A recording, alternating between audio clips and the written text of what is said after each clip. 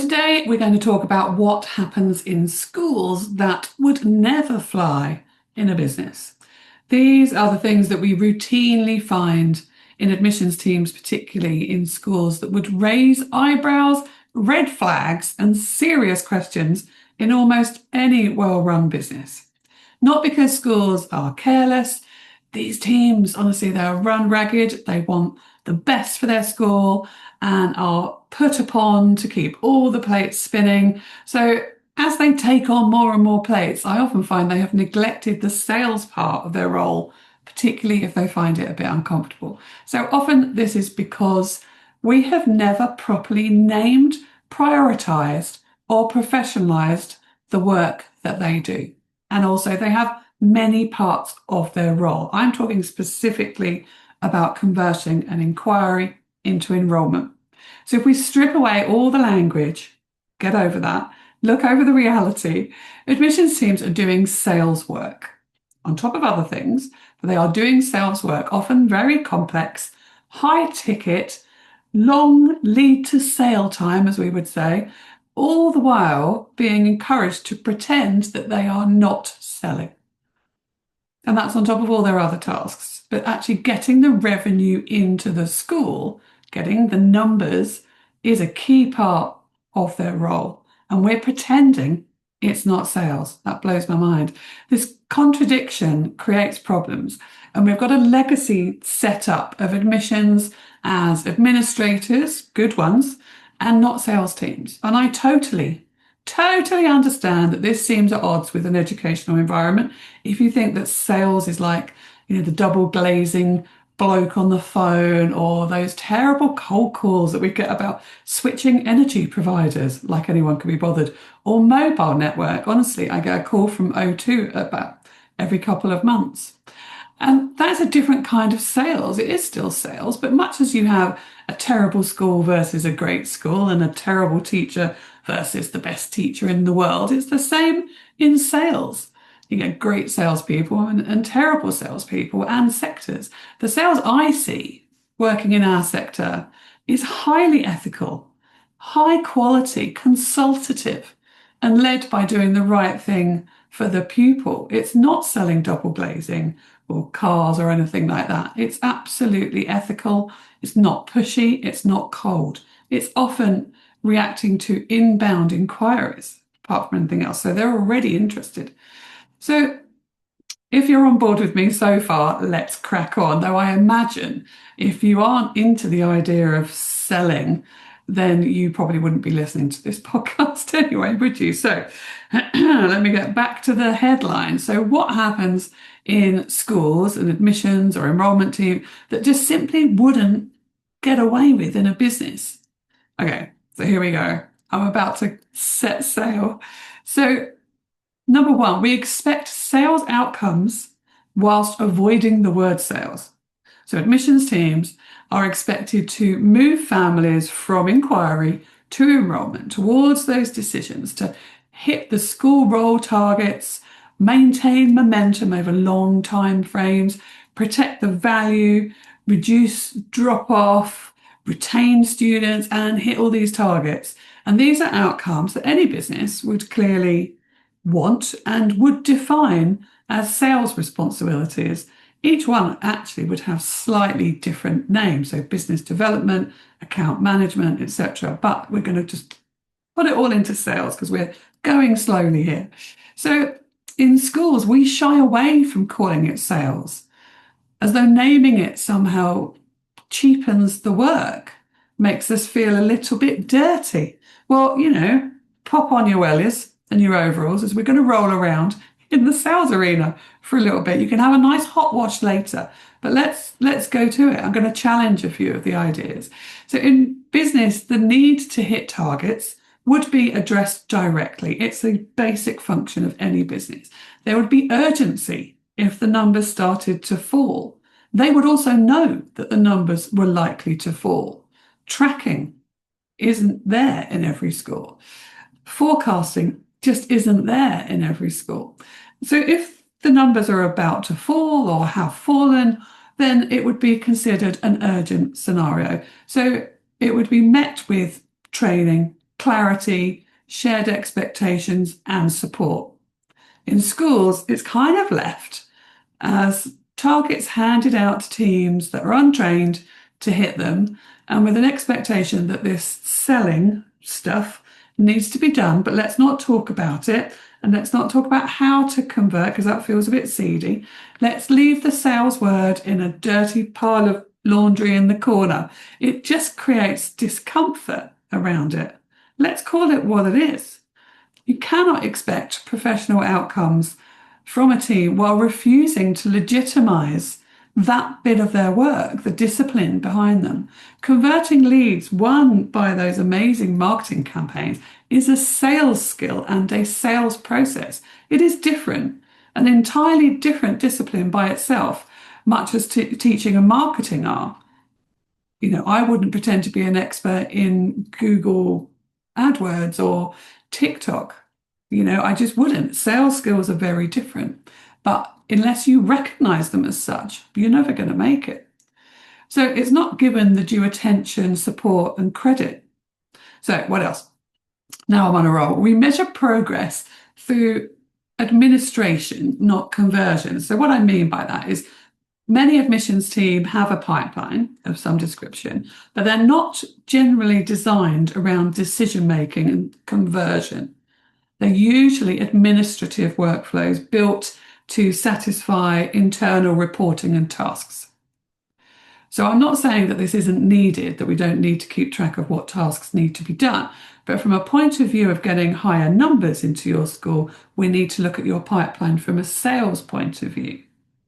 So even those that I go into that have all the bells and whistles on their CRM, it's not generally a customer-led pipeline, a sales conversion pipeline, but it's an internal one. And that's because the school has usually told the CRM builder or person helping them what to put in. So they're still going off of the legacy pipeline that they've always had. And obviously the people building the CRM for them do what they're told and they advise, but also they're not necessarily sales trained, they're software support or developers. So in business, we would build a sales pipeline with very clear conversion moments and metrics with nurture ladders in between the stages. And this is often what I help schools with, even in just a basic way. So there's that. So building a pipeline for conversion rather than admin, I think is pretty key. So the other thing that wouldn't fly in a business is that we shame people about following up enough whilst still needing to hit the numbers. So teams are frequently told to be careful, not to chase, and to give families space. It makes them edgy and scared to pick up the phone and talk to those families that they met a week ago at the open event. But at the same time, they're also expected to hit the numbers, keep the enquiries warm, prevent drop-off, don't waste the money that we spent on all of those events or tours because, they're valuable.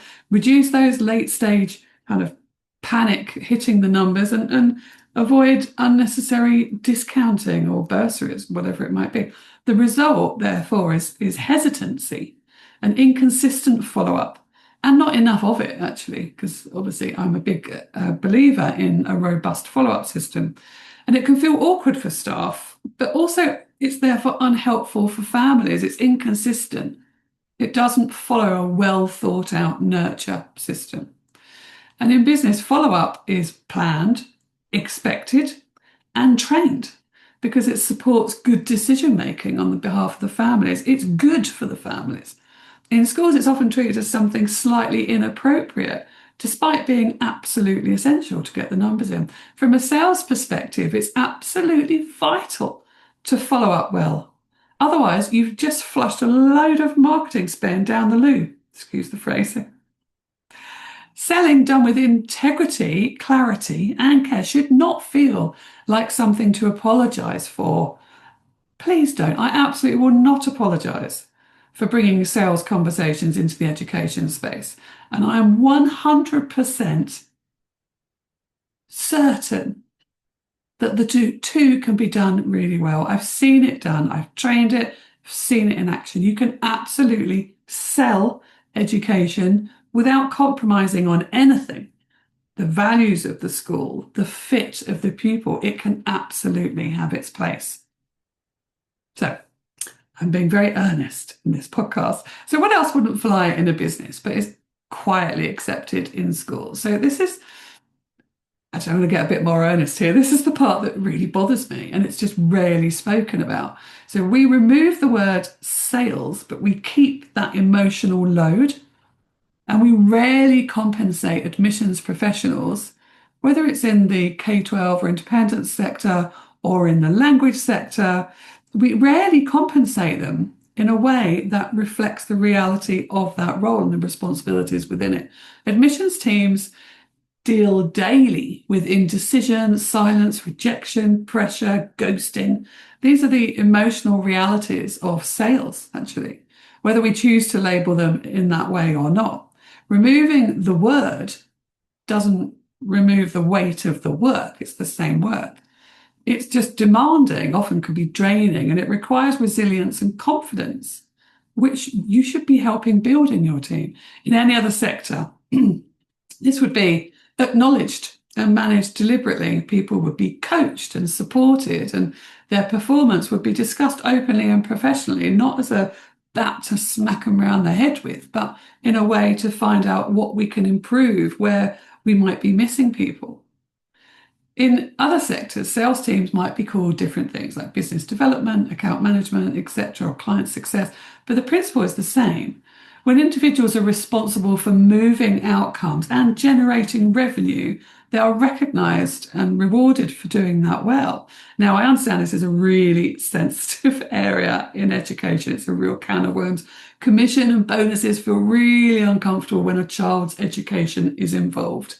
And that discomfort is valid. No one, least of all me, is suggesting selling to everyone at any cost. The pupil must always come first. But we have to be honest. Schools are becoming more commercial by necessity. That means either employing sales professionals or training existing admissions and enrolment teams to become more sales aware and more confident in guiding those decisions. If financial incentives feel like a step too far right now, I completely get that. I think I was just throwing that in there to see what happened. Then there are other ways to acknowledge progress, right? So celebrating movement through the pipeline, hitting mini targets, or making these sales actions, follow-up calls, for example, or recognizing improvements in conversion can all be motivating when done properly. And there are plenty of ways to incentivize performance without immediately reaching for commission, because I'm not sure we're ready for that yet in the education sector. However, I would be cautious about expecting people to consistently drive towards targets with no meaningful reward attached. If someone is being asked to push through hesitation, do things that make them uncomfortable, follow up more firmly, and make the calls that others are avoiding, competitors are avoiding, but there's no recognition when they do that. When they do succeed, they will quite naturally find reasons not to do those things, especially if they're allowed to. Who's tracking it? How are you tracking it? What are you tracking? Activity, not just numbers. This is not a character flaw in them that they won't necessarily do that, which makes them feel uncomfortable. It's just human behavior, right?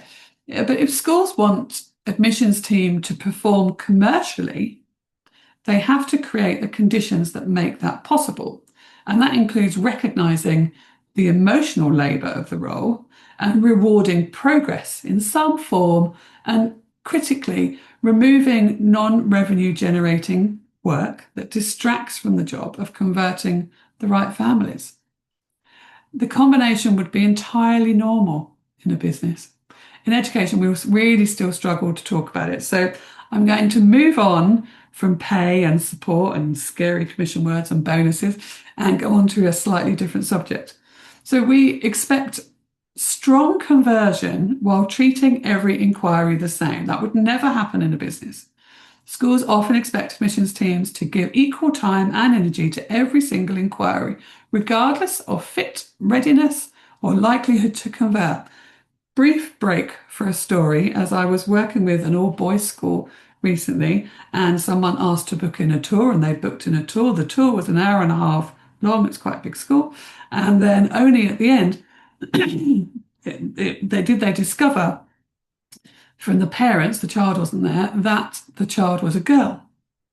I don't know how this happened because they should have done their research first. But the school didn't even vaguely qualify these people. They just wasted an hour and a half. Just think what you could do with that hour and a half back.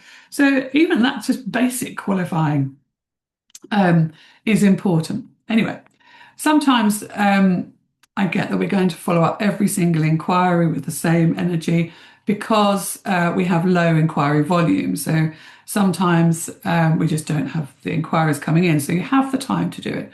But sometimes it's by fear of appearing commercial. And if you know, if you say if you don't have enough inquiries, fair enough.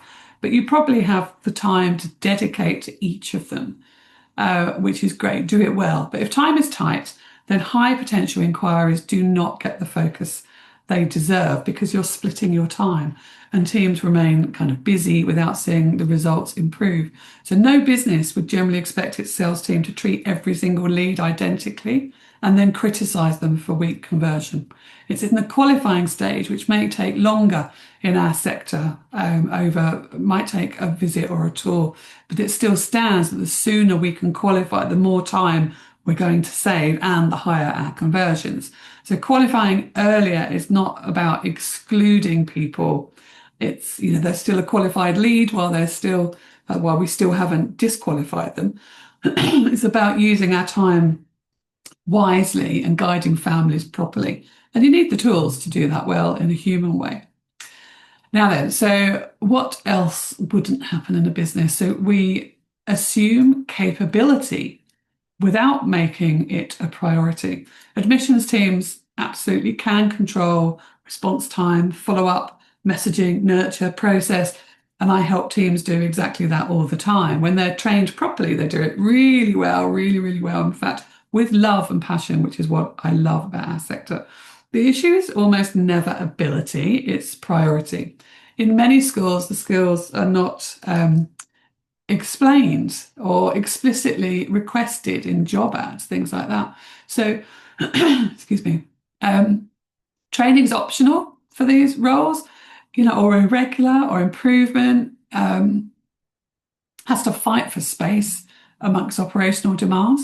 A recent example stuck with me where an admissions leader had reached out, become quite vulnerable actually, and asked about training for their team. They knew they didn't quite have the ability to train their team in sales, but they really wanted it to work.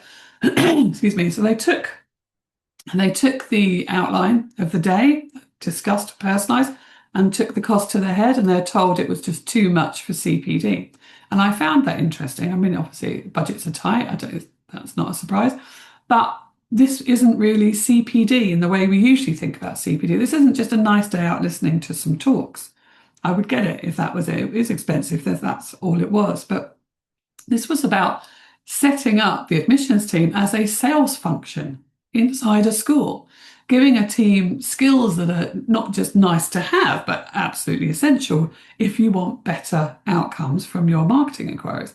If the budget wasn't there, you know, that's absolutely normal. But the dismissive framing was quite telling, I thought, short-sighted, I would argue, even though obviously I would say that.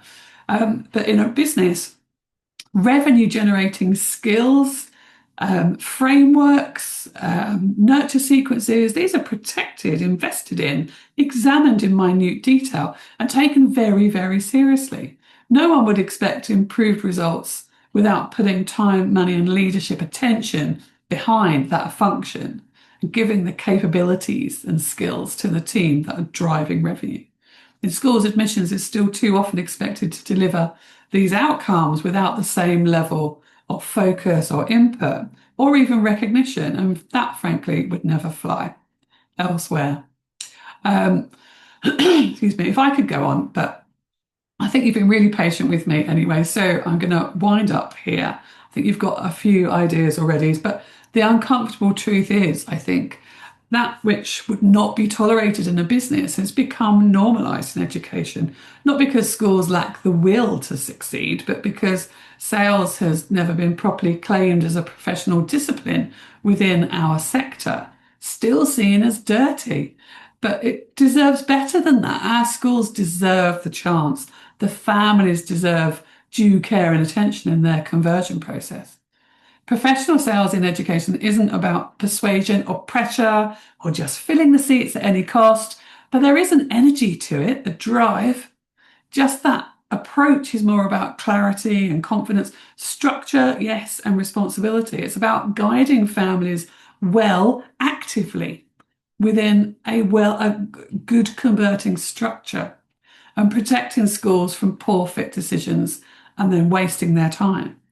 If we want better outcomes to make our pupil numbers, we have to be willing to name the work and treat it with the seriousness that it deserves, as any multi-million pound business would.